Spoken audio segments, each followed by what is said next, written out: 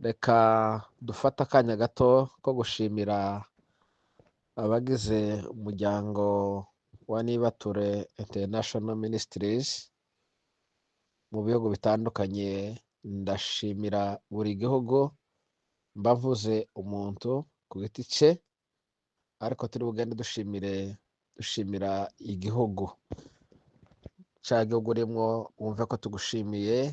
Turashimira abari muri Swede, turashimira abari muri Finland kubana natwe umunsi ku munsi, turashimira abari Norvege kubana namwe umunsi ku munsi, turashimira abari muri Denmark, mwatubereye umugisha umunsi ku munsi, turashimira abari Hollande, turashimira abari mu Bubiligi, turashimira abari mu Bufaransa. Imana mukorera ibaheze imigisha, mwatubereye umugisha. Turashimira abari mu Bwongereza, turashimira abari ku mugabane wa Aziya, uko muri kose aho muri mudukurikirana. Imana ya Isiraheli ibaheze imigisha. Turakomeje, turashimira abari muri Amerika, turashimira abari muri Canada. Imana ya Isiraheli ibaheze imigisha. Tubifurije umwaka musha wa 2025. Mwatubereye umugisha mu rugendo cyangwa se mu masengesho n'ijambo ry'Imana mutugaburira duhereye ku bashumba. Turashimira abari ku mugabane wa Afurika, abari muri Congo, amaprovinsi atandukanye, abari i Burundi, abari mu Rwanda, abari muri Uganda, abari muri Kenya, abari muri Tanzania, abari Afurika du Sud, abari muri Angola badukurikirana. Imana ya Isiraheli ibaheze imigisha. Reka twongere dushimire umuntu wese mu mwanya we, abari Polonye, abakurikira audio. Turashimira abari Australia. Imana ya Isiraheli ibaheze imigisha ko muri abadukurikirana hirya no hino muri Australia mu masiteti atandukanye. Turashimira Malawi abadukurikirana, Polonye abadukurikirana, Arabia Saudite abadukurikirana, abari mu Buhinde badukurikirana. Turavuze ngo Imana ya Isiraheli ibaheze imigisha.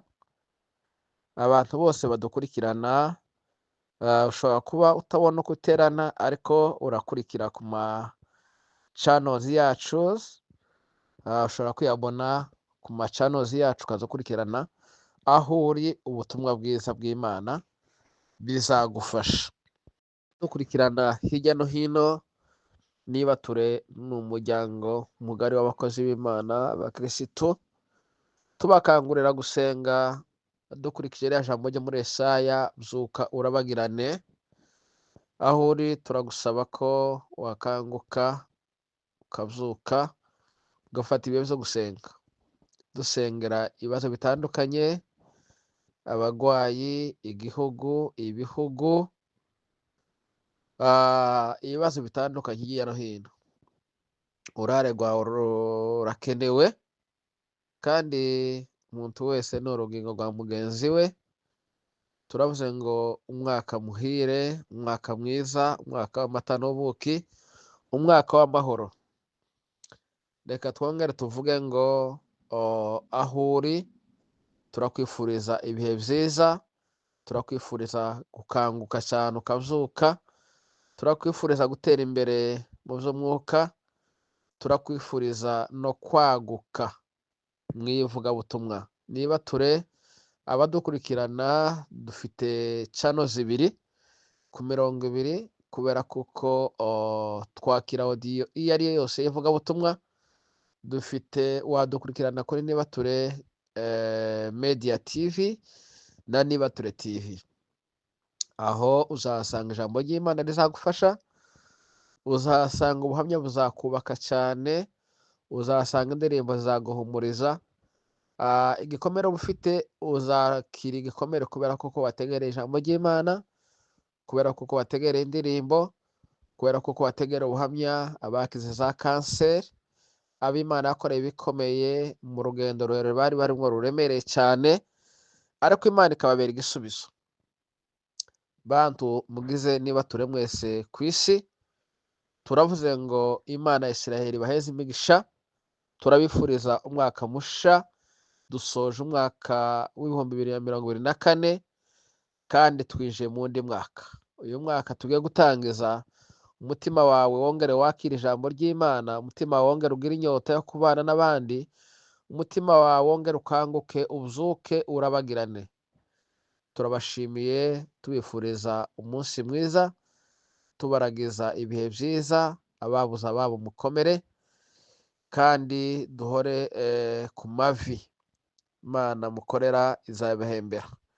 Umwaka mwiza n'abanyu bose, umwaka mwiza mu mago, umwaka mwiza mu bikorwa ufite, umwaka mwiza iterambere mu mitima, iterambere mu by'umwuka. Turavuze ngo Imana mukorera ibagure kandi ibaheze imigisha. Murakoze cyane. Soza ishimwe ryacu, turasaba ko umuntu wese yatera imbere mu kwagura ubwami bw'Imana, kandi uyu mwaka tugiye gutangira uzaba umwaka wo gukorera Imana cyane.